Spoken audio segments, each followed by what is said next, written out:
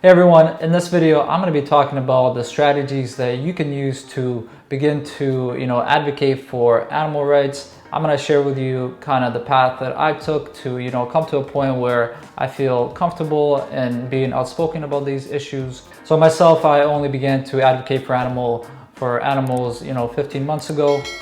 So I'm learning as well. So I'm just going to kind of share with you what has worked for me, and hopefully you can get some value out of that. I understand, initially you can feel a lot of pressure and posting on social media and trying to find ways to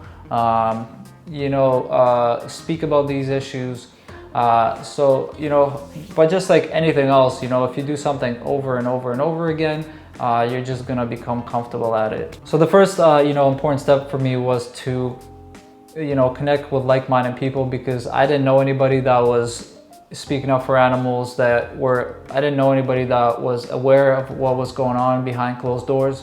So I just began to connect with people on social media, and you can join various groups, you can start friending people, start chatting with them, asking them for advice and things like that. So it was really important to build that community of people around me, that kind of support that gave me the confidence to take those next steps. So the next important step for me was to educate myself more, so I can feel confident in having debates and having discussions around these issues, and understanding the arguments for animal rights, and as well as understanding the opposing view. And I think the first important step in that education process is to understand the psychology of what we do as human beings, how otherwise good people can act in opposition to their core values of compassion and equality and justice. So I just put together a quick PowerPoint. I'm just going to jump into my computer and kind of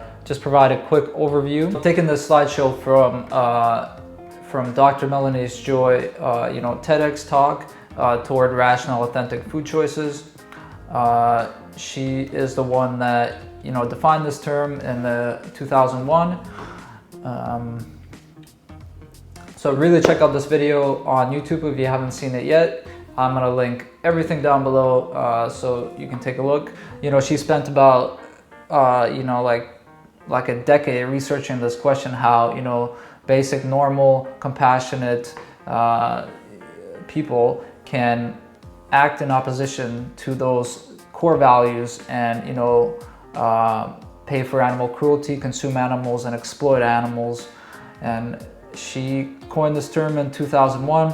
So carnism is the prevailing ideology in which people support the use and consumption of animal products, especially meat.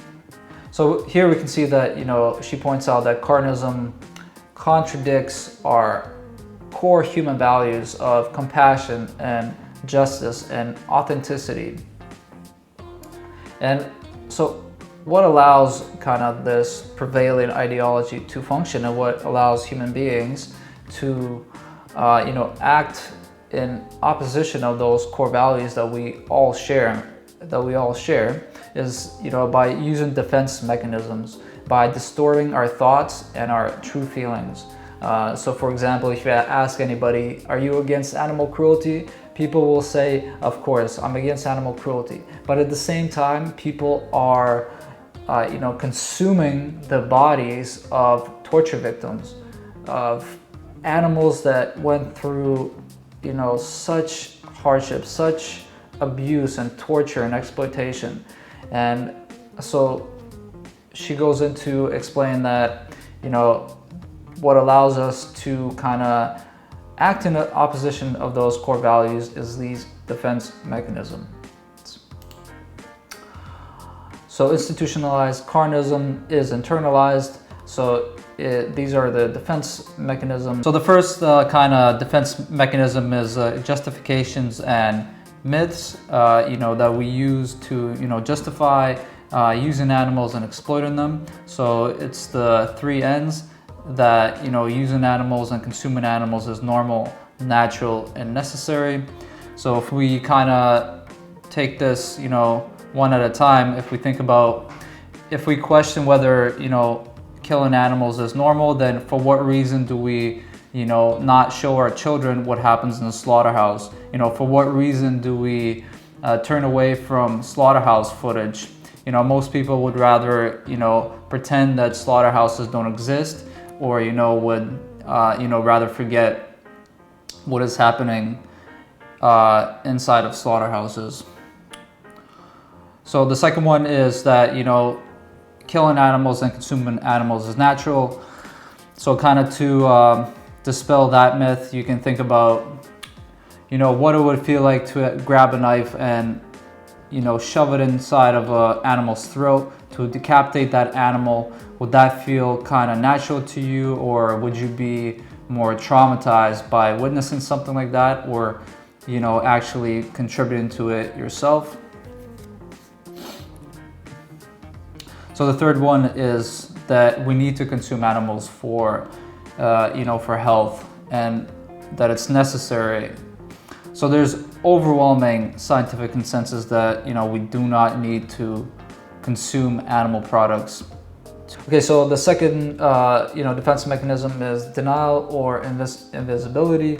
So basically, it's an invisible ideology that it is so prevalent in society that it's just a given that people exploit and consume animals. So people are unaware that they are actually making a choice, that you could, you know, live without paying for animal exploitation, and live without choosing, you know, not to, you know, exploit animals. So just because everybody's doing it, it seems like this is just what happens, like this is just reality.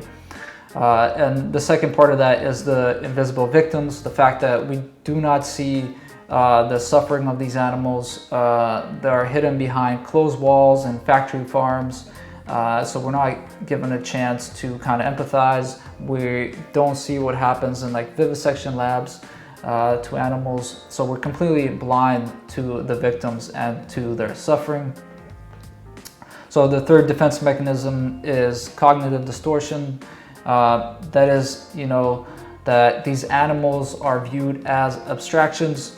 So we strip away their individuality, and this is quite clear when you think about your kind of the pets at home that you have, and we all know that the pets we have at home, they have their distinct individuality and their personalities. But all the farm animals, they are just viewed as abstractions. They have no face, they have no individuality. And this is what allows us to, you know, commit such atrocities on such a mass scale.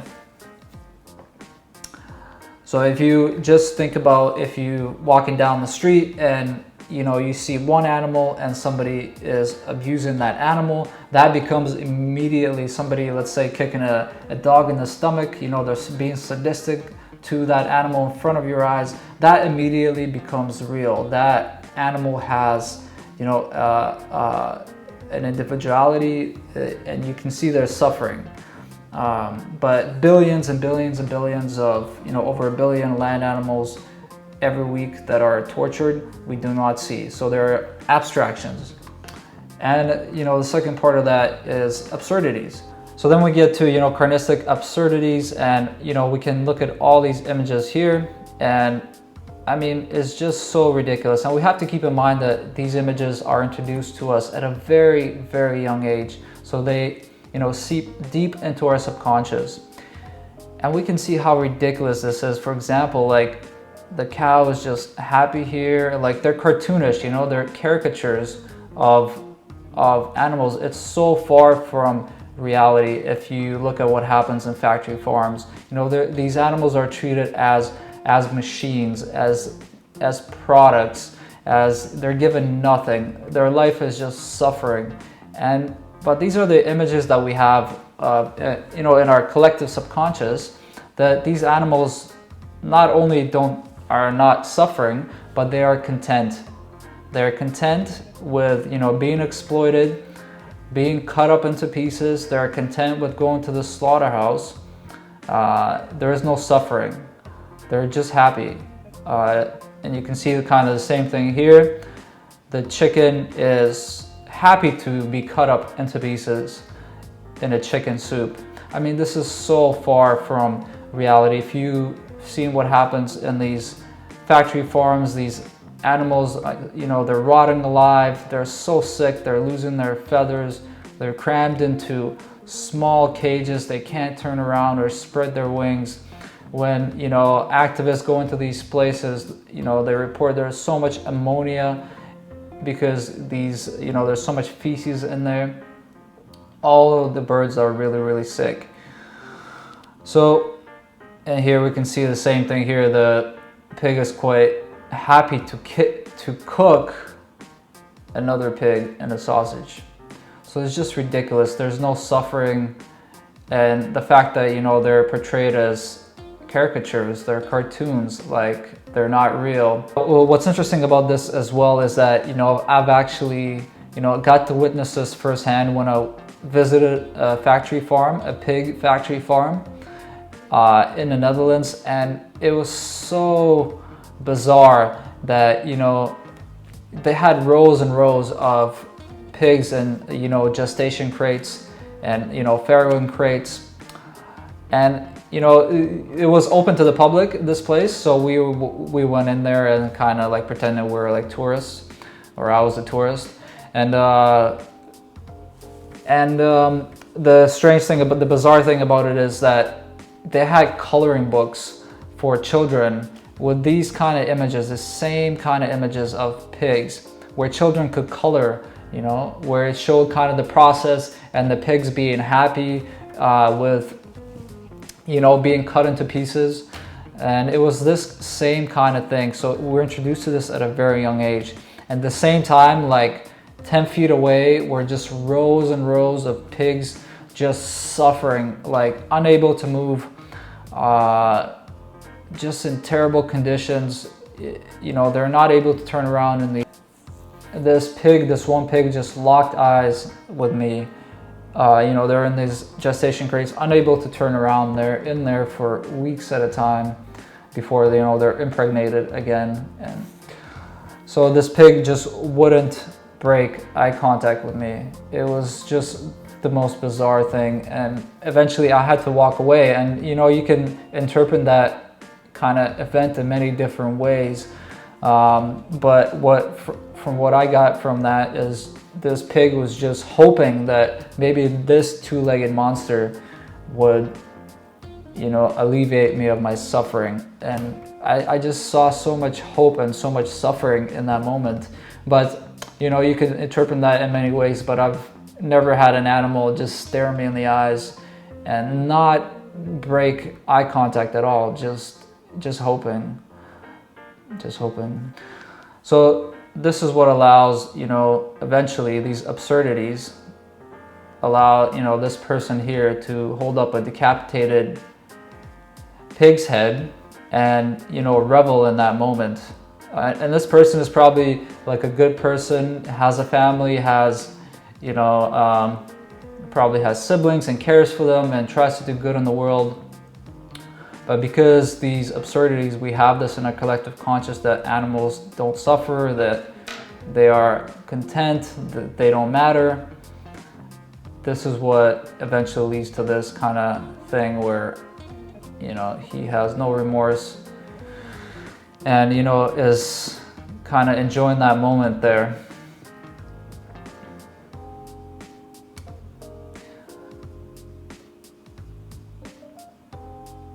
You know, he's holding up a decapitated head of a torture victim, and he has no problem with that. So, and another thing you can do is just imagine, you know, he would be holding up, you know, a dog's head, a puppy's head. How would you react to that? So it's another level of conditioning where, you know, we learn that dogs are our friends. They matter. They have moral value, while similar animals like pigs, they hold no value. They do not matter in our society. We exploit them. We, you know, we torture them, and it is perfectly socially acceptable. So then we go to this quote here by Voltaire. If we believe absurdities, we shall commit atrocities. So understanding the psychology of animal exploitation really helps me to position myself better in a conversation or a debate that I'm having. It also allows me to, have understanding for and empathy for the person that I'm talking to, because we were all kind of brainwashed into this into this carnistic kind of belief system where we believe that animal suffering doesn't matter and animals are here for us to use. Okay, so the next resource that you can use to educate yourself more is Earthling Ed's free ebook 30 Days 30 Excuses. So if you just go to earthlinged.org/30excuses, then you can go to the free ebook here, and you can fill out your information and email address, and you'll get a free ebook. So I already downloaded it here, so I'm just gonna skim through it quickly. So it's got all the kind of common anti-arguments that we usually hear, and it goes into quite a bit of detail. So it's a great resource to start to feel comfortable, start to familiarize yourself with the common objections that you might hear. Also goes into like effective communication tips, how to communicate this message effectively, and yeah, so it goes through the most common ones like eating animals is my personal choice. I like how it tastes. Let's see what else. The classic kind of food chain. So it's just a great resource so you can kind of start to feel comfortable communicating this message to other people. So I'm just gonna close this here. So I think it's also important to kind of take it a step further and kind of look into this research yourself, so you can feel more confident in your position. So Google Scholar is great for that. You can kind of pull up all kinds of research. For example, the Academy of Nutrition Dietetics, and you can kind of see this. You can pull up this research here. You can also probably find this in PDF version. So another thing I like to do is go to the YouTube channels Bite Size Vegan and Mike the Vegan. They do an incredible job at researching all these topics. And the great thing about their YouTube channel, that you can actually retrieve all this cited research. So Bite Size Vegan, she cites every single statement that she makes. She cites research for it. So she does an incredible job at providing evidence-based research. So for example, if you go to let's see, like crop deaths. So this can really kind of save you a lot of time, because she really did an incredible job at addressing all these arguments and making sure that it's all evidence-based. So if you click on her video here, hey, can I give you the three and you can watch the video, of course, if you want, but more importantly, you can go here where it says blog post for this video, and this takes you to her website, and then she has written out the whole video in words here, and down below here you can access all this. It has all the links to all the research that she cites. So really great resource. So Mike the Vegan, he does the same kind of thing. So if you click on one of his videos, let's see, B12, yeah, just any one, and then he always cites his research as well. So you can kind of see all these research articles. You can click on them and it takes you directly to the article. So another kind of tool that you can use is Sci-Hub. So basically, if you cannot pull up this research and you have to pay for it. So I don't know how you feel about it. It's kind of like bootlegging scientific literature, but you can almost find any article if you just input your URL or the title of the article here.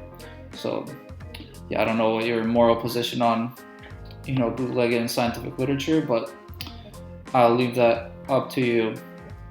So next thing is, great resource you can use if you go to whatthehealthfilm.com/facts, and it has links to all the research here as well from this documentary.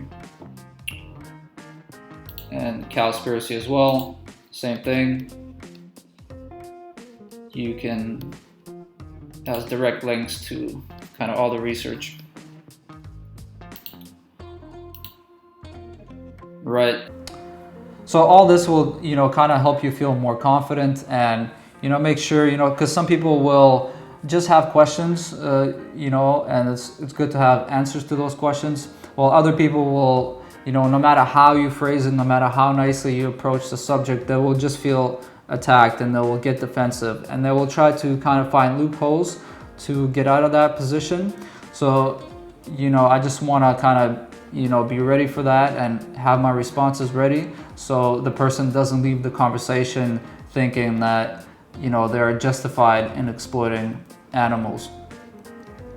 And so if you watch like Earthling Ed, he never loses a debate or argument because he's so well researched that he feels comfortable, going on television and, debating these topics at Yale University and Harvard, because he's just very well researched, and, that makes him, confident in going out and challenging people on these issues.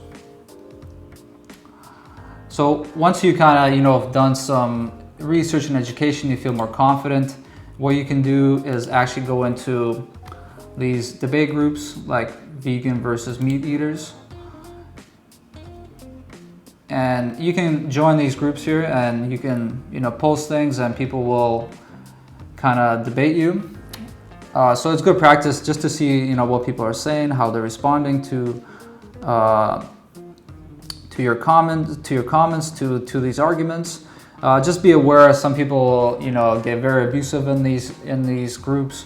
But don't take it personally. Like, you don't want to waste your time on, waste your energy on people that are not open and just want to kind of argue with you. So I tend to, show them compassion and leave them with a heart and say, have a nice day, and not waste any energy of that. But some people will actually, engage in debate with you. So it's kind of good practice to,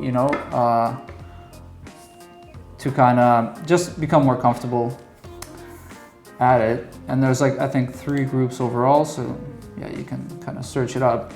So this was kind of my path into it. I began to connect with people online. I began to research. I began to post things online slowly, and kind of started to engage people in debates online. And I think the important thing to realize is it's really not that big a deal. Nobody cares that much that you're posting about animal rights stuff. I think we ourselves make too big a deal out of it sometimes, like, oh, like I posted something about animal rights. But in reality, most people won't really pay attention. Some people will be curious, and some people will be open-minded, and hopefully, we can influence those social circles around us.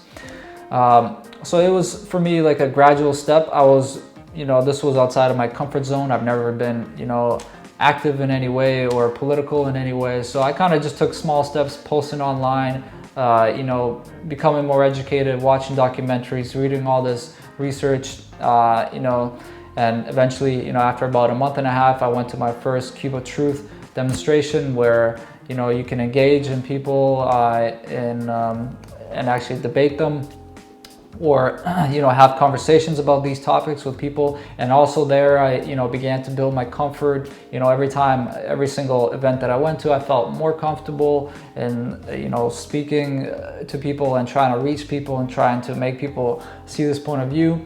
And then from there I just went on to attending vigils with the Save movement, And you know, from there I just kept doing those sort of things and building my comfort more and more. So every event you do, you just become more comfortable at it. It seems more natural, and eventually you get to a point where it's just like, you know, speaking about these issues is something that's pleasurable, and you know, it's nice to be able to, you know, express something that, you know, means a lot to you, that you feel passionate about. So you get to meet, you know, such amazing people, such compassionate people that, you know, at these events where, you know, they provided me with so much support and encouragement and kind of advice and feedback, and it is just, and friendship. So it's been an absolutely, you know, amazing experience for me, such a rewarding experience to be able to, you know, express my grief and, you know, my passion, and along the way meet all these incredible people that can kind of encourage me and gave me the confidence to, you know, take those next steps. So I really encourage you to kind of, you know, take the leap. If you haven't been to one of these demonstrations, you can go to cubatruth.com, and there's, I think, you know, over 900 chapters in the world, and you know, you can find you know, an event you know, near you. So thank you so much for watching. I really appreciate you know, taking time. I hope you know, found some value in this video. If you have any questions at all, you can message me anytime. I'm always available to kind of answer any questions you might have, or just to chat or anything like that. So while you're watching this video, while you're here, you know, please click the subscribe button and hit that notification bell. It really helps the, you know, the YouTube algorithm push this you know, video out to more people. And you know, many people haven't really, you know, considered this point of view, or they think, you know, animal rights is some kind of trend. They haven't had a chance to really question you know, our relationship to animals, and they haven't really had the chance to, you know, consider animals as individuals. So I really appreciate you watching, and I'll see you on the next video. Take care. Bye bye.